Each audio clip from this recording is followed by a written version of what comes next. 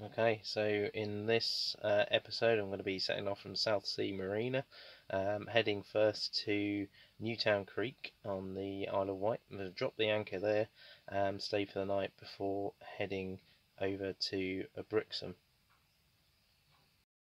We'll be doing an 85 nautical mile passage from Newtown Creek out of the Solent and rounding Portland Bill about 8 miles offshore, before crossing Lyme Bay, and then on to Brixham in Torquay Bay.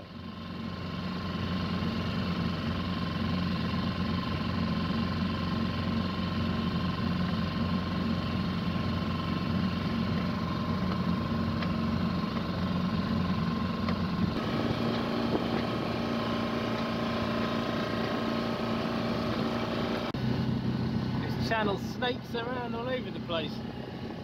It'd be quite easy to get these mixed up, I think.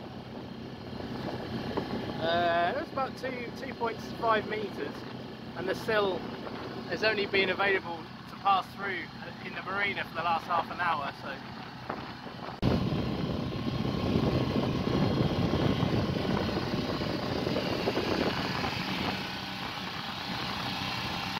it's coming up to the last marker, and then out into the main part of the Langston Channel.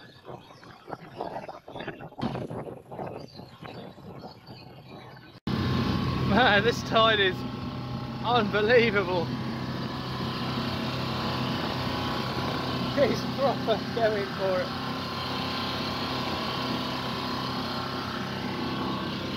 I'm doing about 2 knots. Wow.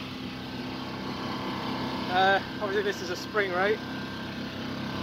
I don't really want to get too close to the bank to avoid it, because if I do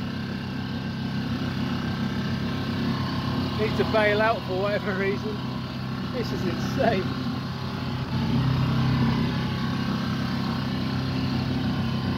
Just got the head sail out, just trying to get across this bar.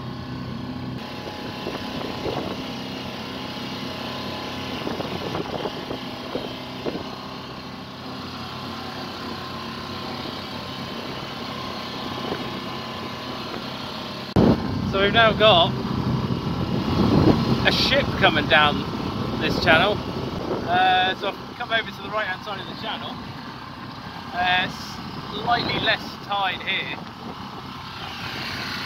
I'm making better way. Just around the back of this pier. But yeah. Bloody hell.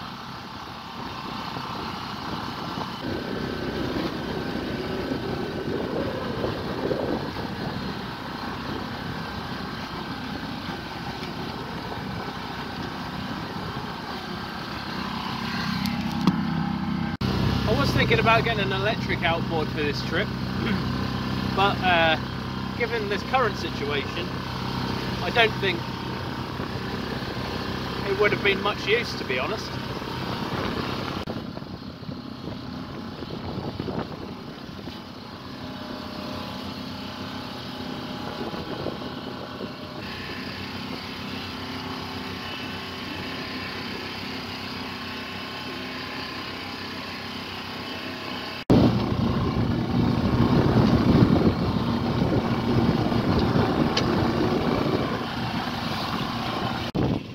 Just got the sail out.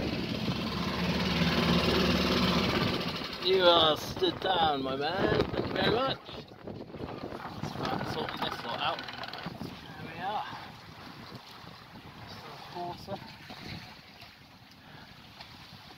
Christ, that was interesting getting out of there. Blooming heck.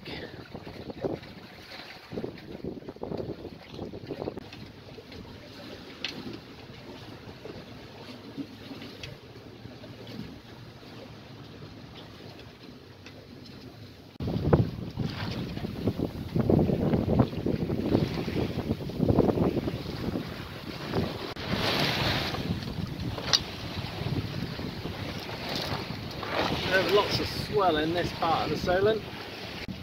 That is Horse Sand Fort, and the one ahead is No Man's Land Fort. One of these, I think it'll be No Man's Land Fort. It's got like accommodation. You can stay on it and have food and stuff, which is pretty awesome. I don't think what the bill for that would be, but each to their own. So the plan today is to head over to a place called Newtown or Newton Creek on the more west side of the Isle of Wight, and anchor in there overnight, and that's kind of more sort of preparation for tomorrow, which is passage across to Lyme Bay, or across Lyme Bay over to the West Country. Tomorrow is the last day of this northeasterly wind, which after that it drops off, it becomes almost non-existent. Very sort of varied wind directions, and I think we've got some rain coming as well. So I'd like to get across and over to the West Country if I can do that, and yeah, and then it's a case of exploring that side of the country, which is awesome. I do like the Solent, I do like Portsmouth and all the rest of it, but it's just full of traffic and expensive marinas. I really like Southsea Marina. It's absolutely fantastic, really nice facilities, and they're very, very helpful there. But the prices in general around here, you know, it's the hub of the UK's sailing culture community, I suppose, and they charge what they like. So for 2 nights was £74, which, if you think you were to stay in a hotel, you know, it's nothing in comparison. But and you get power with that as well. But you know, if you compare it to other parts of the country, it's, you know, it's quite up there.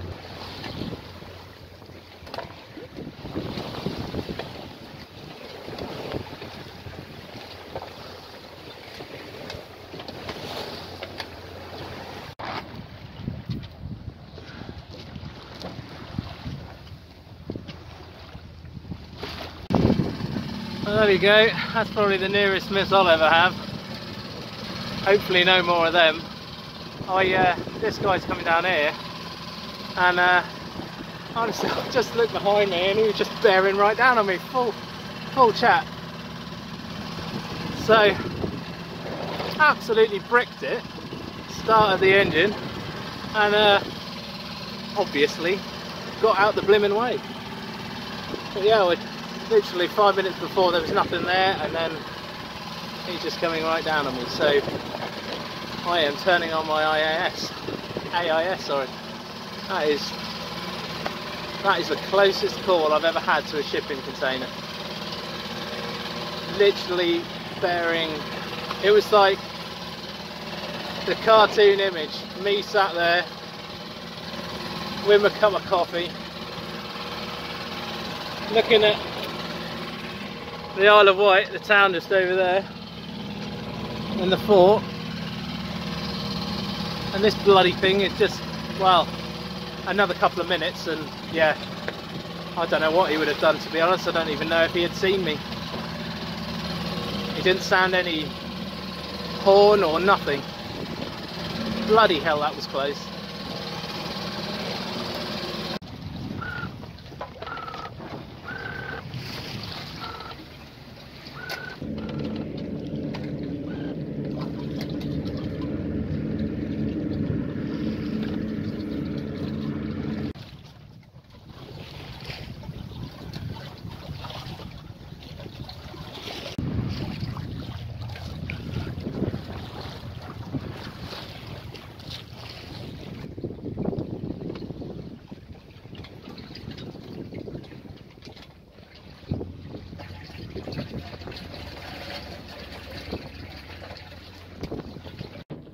I'm taking a route closer to the Isle of Wight. keeps me out of the sort of larger channel area. I'm just following along the coast at Isle of Wight. Most of the progress has been due to the tide, which is now currently at mid-set. Otherwise I'd be going backwards. And we're just about to pass cows just up in front of us.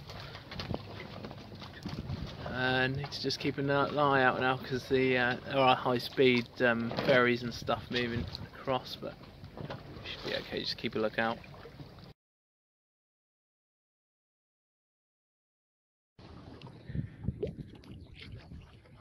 Just coming past cows. Going quite fast at the minute. It's picked up ground speed to 6 knots, so the tide is taking us nicely past this entrance.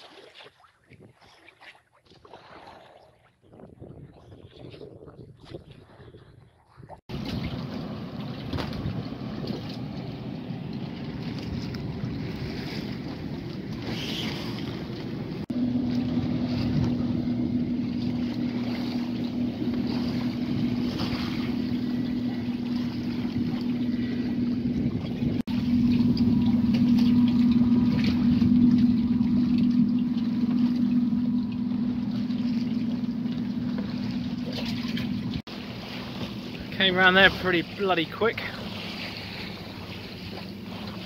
Currently doing nearly 7 knots, just flapping around with these sails. Not much wind, but plenty of tide around there, which is good for us because it pushes on nicely.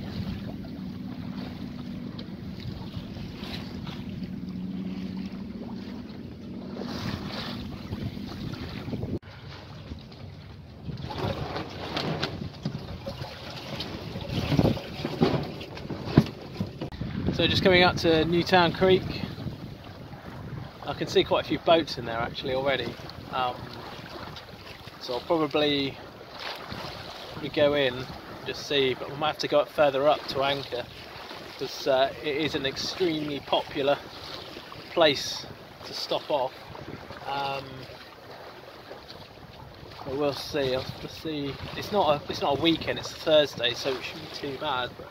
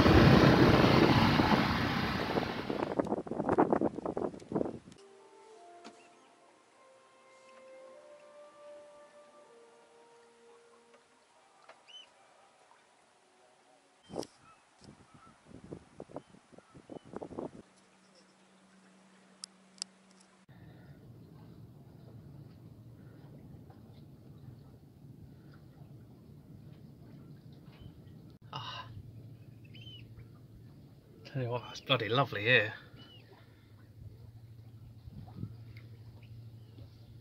It was a bit wild earlier because the water was quite high, but now it's run out. Well, it's still running out now. It's quite fast actually.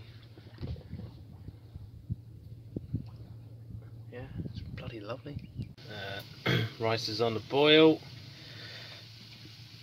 I think I'm going to have a change for the normal and have some chilli tonight. I'm going to have to get something different. It's getting on my nerves now. And I've run out of cheese. As the tide's just running out. It's amazing what things uncover. This old wall. Most of it's covered in weed, but there's a small section which is completely free of it, which is quite strange.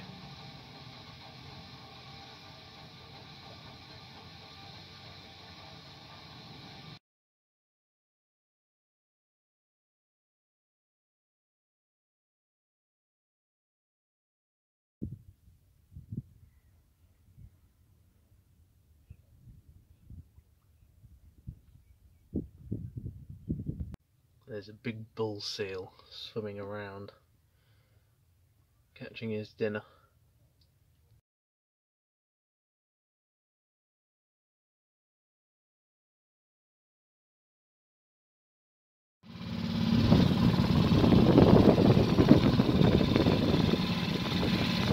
Okay, just coming up to 7 o'clock. I'm going to head out here now from Newtown Creek and head out to Solent. There's quite a lot of rocking on the anchor last night. It kept me up a little bit. I didn't get as much signal as I was going to get, but still very nice indeed. Last night was lovely to sit down in the cockpit and watch all the birds and the seals and stuff. It was awesome. I just put the autopilot on while I'm still at anchor, just to give myself some direction and power while I'm bringing it up, because the tide is a little bit strong at the minute, and I just need a little bit of help from the engine just to pull that. I could probably pull it up on my own, but can't be bothered. It's too early for all that nonsense.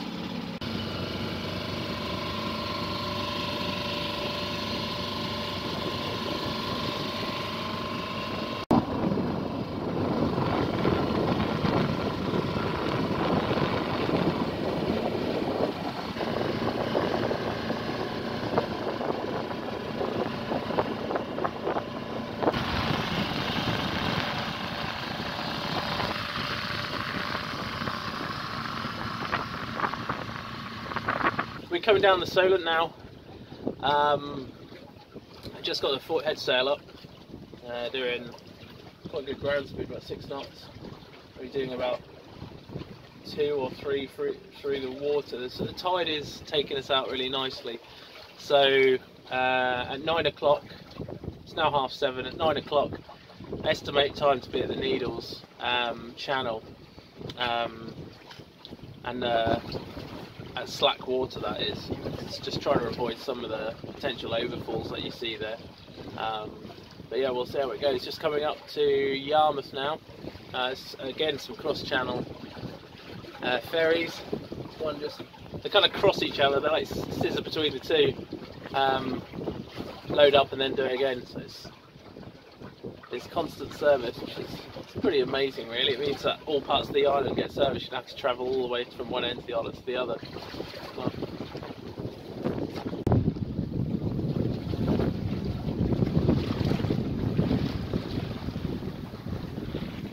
there it is, just in the distance. First sight of the Needles. Just coming through this small part of the Solent. Wow. And this Hurst Castle. On the starboard side. There's some interesting tide up there. I just went for a deep hole of depth of about 50 metres there, and the sea was pretty disturbed. I even saw a whirlpool at one point. That was a bit weird. The tide's still flowing quite strong. Still got an hour until the turn of the tide. This is actually known as Lentune Point. I kind of like the name Lentune. It does sound like something you might get over the counter.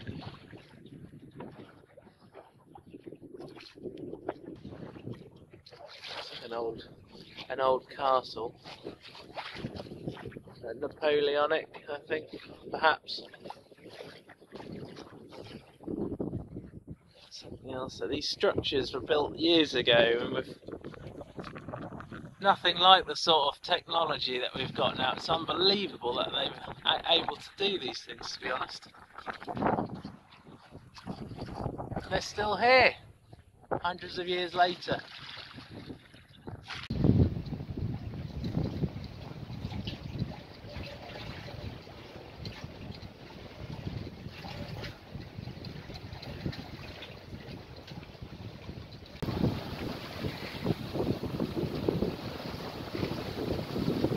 Out of here at about 6.5, 7 knots. Plenty of tide.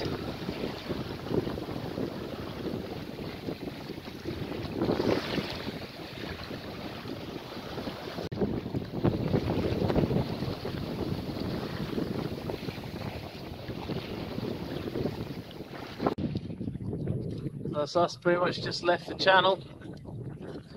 That's it for the Solent.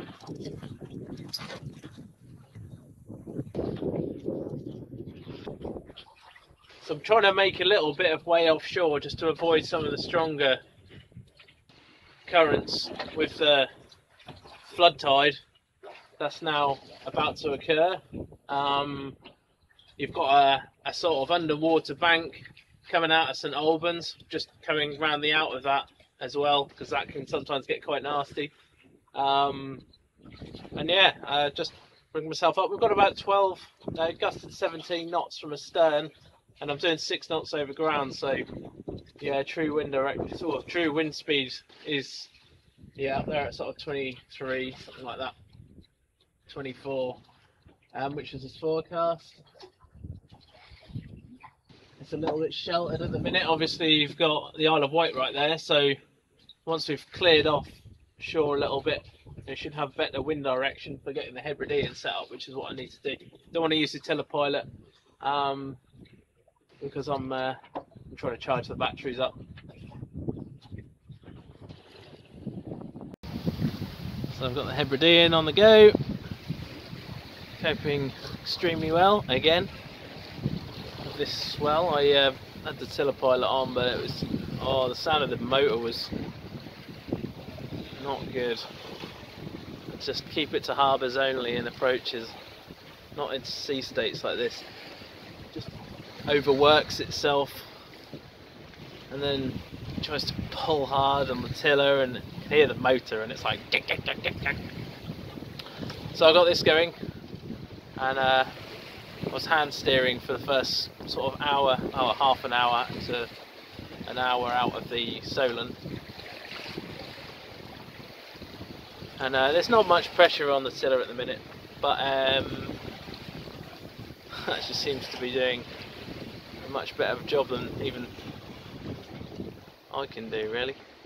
Just gentle, really gentle action on the tiller, not much movement, unlike the tiller pilot, and holding a pretty damn good course as well. The foresail hasn't actually broached once, and given the tack we're on, quite sort of straight on to stern, running right from behind, and that is doing no problem at all.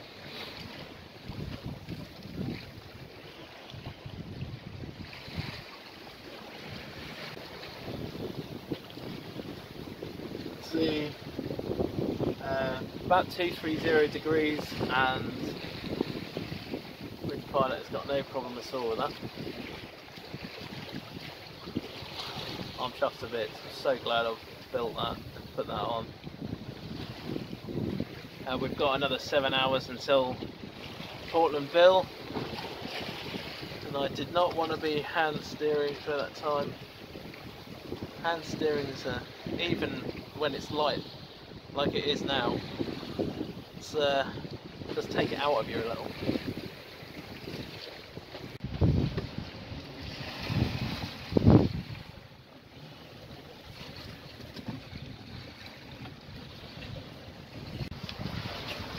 Okay, just had the last few hours been well, rounding some of the old headlands over there. I lost my wind completely and was sat against the tide going backwards. It's now picked up again, and I'm making, well, probably best part of 7 knots with the tide. We're approaching Portland Bill now, probably about an hour and a half away from it. The sea state has picked up with the tide.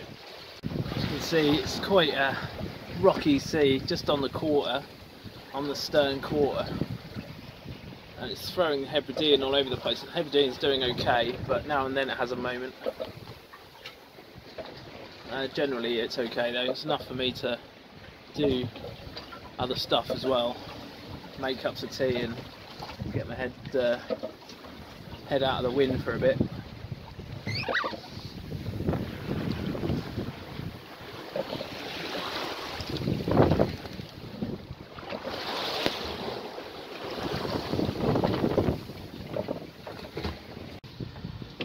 got about 11.5 miles to Portland Bill and 52 nautical miles to Brixham.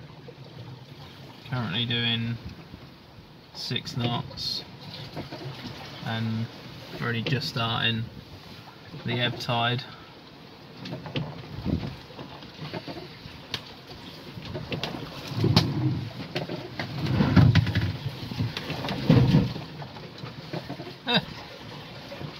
Just now and then you get a real nasty one. It just throws the boat around all over the shop.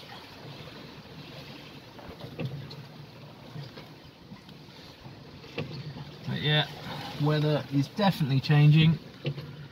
That barometer is, well, from the last 3 days, dropped about 15 to 20 millibar. That Met Office has forecast thunderstorms for tomorrow in Falmouth and Plymouth area, and you can see it's sort of the air has changed.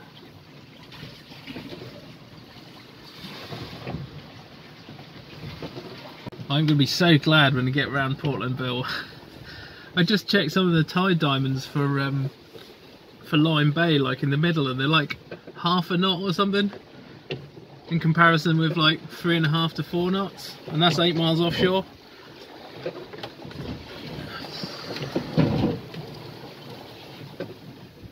A lot of this swell is tide induced.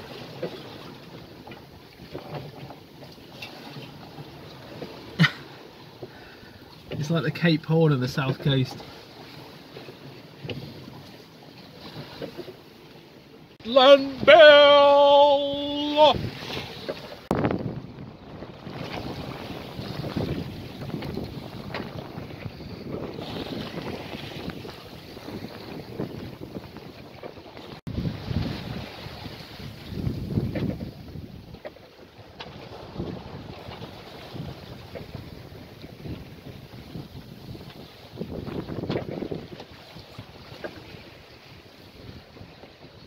It's like Margaret Thatcher's stiletto stuck out in the English Channel.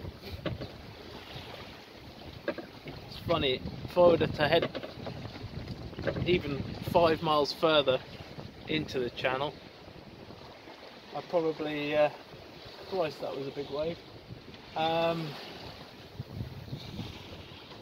probably wouldn't see any of this, to be honest.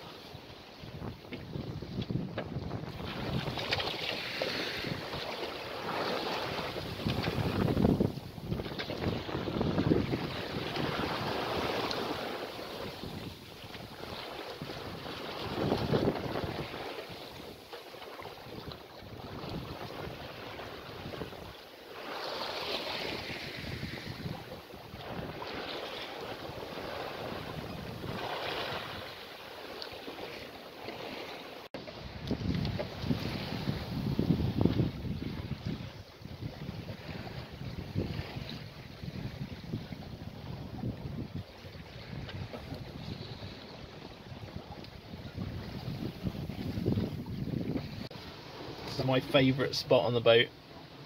I just let my feet dangle in the cabin.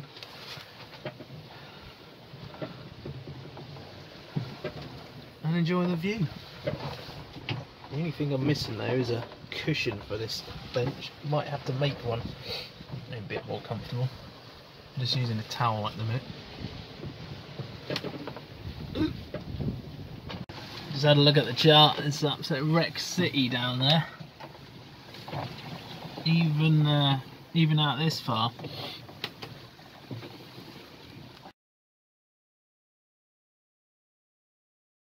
Be keeping a course for 270, but the wind's really variable. It's quite stable for like 5 or 10 minutes, and then it changes again like it's doing now. Sails flapping. We're now doing a completely different course because the wind vane's trying to hold us on the wind direction which I've set it, and now obviously it's changed. It's flapping around again. I'm just getting pissed off with it. I don't think I'm going to bother doing anything with it.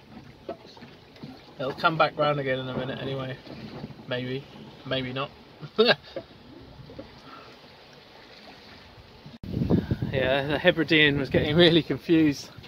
The boat was changing course all over the place. I was actually down in the cabin reading, and everything was banging around. I was wondering what the hell we were doing. We're facing directly at Portland Bill. I was thinking, what on earth is going on there? And it's just a complete change in wind direction out of nowhere. Really odd. I got the main up, thank God. Wasn't sure what was happening back there. The wind shifted round from the stern. This is now on the beam. And it got really quite gusty in a few places, and I thought maybe it was the onset of a thunderstorm or something, but I think it's just the start of a shore breeze. Really thankful for that, because the wind was dropping all the time, and yeah, it's just, I just wanted to have a bit of wind just to get me into Lyme Bay, and we're still only just cleared Portland Bill. And I'd already started losing quite a lot of the tide flow from that. So then when the wind changed, I was like, yes! Get the mainsail up, underway. I might shake the reef out in a little while, just not sure yet. This wind is still a little fickle. We shall see.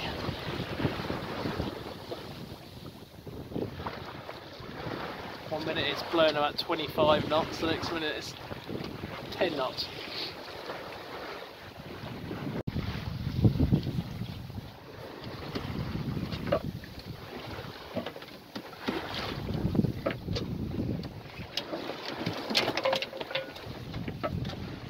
So I've got the kettle on, I'm going to have a cup of coffee, and I'm just sort of prepping for this evening. We've got about 25 nautical miles to run to Brixham. My intention is to drop anchor in just outside the harbour there. There's a sort of big anchoring spot, and then sort out somewhere more, maybe alongside somewhere in the morning. There is an MDL marine there, but I'm going to try and avoid that if possible, because there's Brixham Yacht Club, which has got some visitors pontoons, so I might see if I can get in there. Coming up to Brixham now, it's 4:30 in the morning. Really interesting crossing of Lyme Bay. It's sort of a case of wind one minute and then nothing the next, and then coming back and from a completely different direction, which is very frustrating. So it's been a bit of a mixture of being up on deck and reefing, and then the next minute shaking the reefs out, to kind of thinking about taking the sails down, to running the engine for a bit, and then realising there's plenty of wind to sail, so then the sails go up again. Not what it was forecast at all. The forecast was that it was going to be nice sort of easterlies, like, you know, up to 25 knots, but that absolutely wasn't the case at all. I think this quiet spell has come in early, and therefore I think these thunderstorms which are forecast are going to come early as well. So, and I can see a few darkish looking clouds now, even at 4:30, 5 o'clock in the morning. So yeah, I think time to get in, drop the anchor, and yeah, get your head down, I think.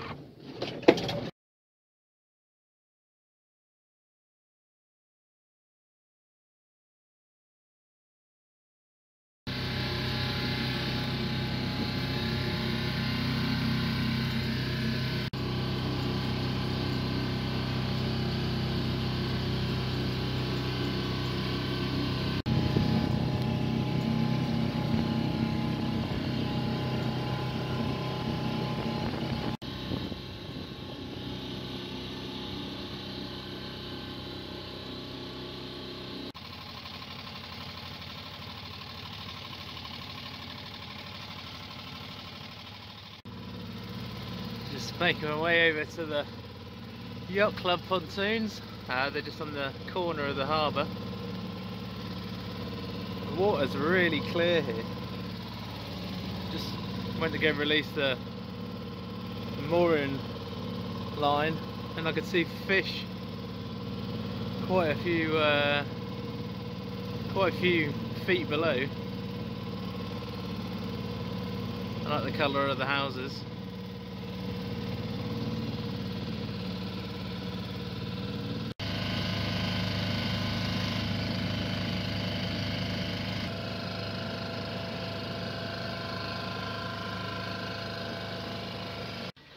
So, one piece of advice that you cannot go without while doing a round Britain sailing trip is some sleeping aids, because some of these places are a bit noisy.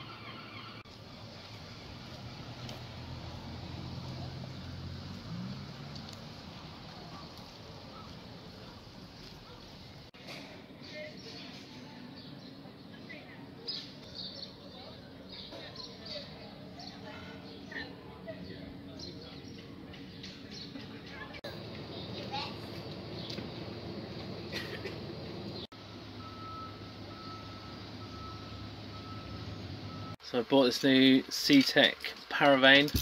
The old one I had, obviously my lures broke, but this is a lot lighter. I think it relies off the, I don't know, like it's like hydrodynamic shape to sink it to whatever depth it's supposed to get to, about 10 meters. And the hole in the top, I'm not sure.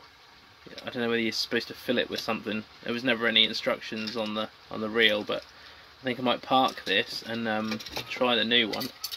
It's got all the attachments and stuff as well, and I've got these sea rigs as well. So set this up onto the line and give it a go.